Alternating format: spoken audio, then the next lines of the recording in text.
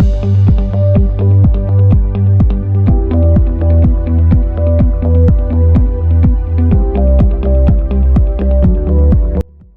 guys, this is Chad from the Easy Homebuyer, and a question we often get are what fees or costs are associated with selling a house. A lot of people don't quite realize it until they actually get to closing and they go line item through all the fees to realize that it quickly adds up to about 10%. So I'm going to break down what a traditional home sale fees are for you today. Typically, and I'm going to talk about in Washington because most of what we buy is in Washington. We also buy in Idaho because we're based in Idaho. But in Washington, there's a thing called excise tax, so we'll talk about that here briefly. The typical closing costs are around 10%, and this is broken down through 1 to 2% is your closing costs. Now, when people say closing costs, I don't really know what that means.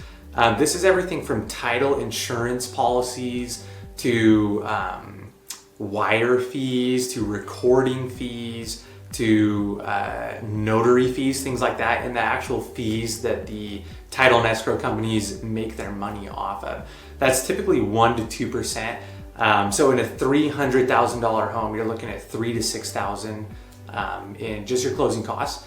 And in excise tax for Washington, it's 1.6% at the lowest level, but we typically average 2% because it's tiered and goes up as your house is worth more money. So in Washington, excise tax, like I said, we just kind of round it up to 2% because it usually averages that. So again, this is about $6,000 on a $300,000 house that's traditionally paid by the seller of the home. We 100% of the time typically pay that for the sellers because we don't want people to have to bring money to the table. And then the last set is your commission. If you go through a typical real estate agent, which we do when we sell our homes, we love real estate agents. There's a time and place for them, and there's a time and place for quick cash offers. But a typical real estate commission is 6%. So you have the 6% real estate commission, the 2% excise tax, and the 1 to 2% closing costs. All add up to about 10%. So like I said, on a $300,000 house, you're looking at about $30,000 that you have to pay just in fees to sell your house. This is not something that a lot of people kind of plan for or they don't really realize until they talk to an agent. A great tip is always ask for what's called a net sheet.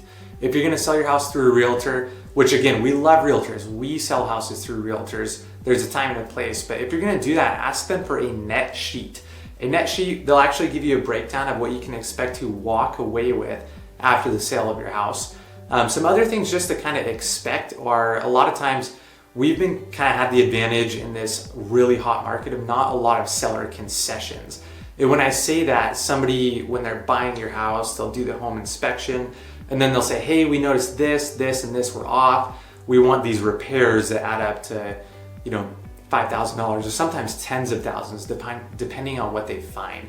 So there can also be seller concessions. As the market's slowing, we're actually starting to see a lot more seller concessions. People are wanting to buy our houses or other houses that we know people are selling, and they're going to them and saying, hey, we want this, and this done. Where 2 months ago when things were just booming, we weren't seeing a whole lot of those. So I hope this video brought you guys value. You can kind of be a little bit more informed on what to expect when you do sell through the traditional routes. Hope you have a wonderful day. Thank you.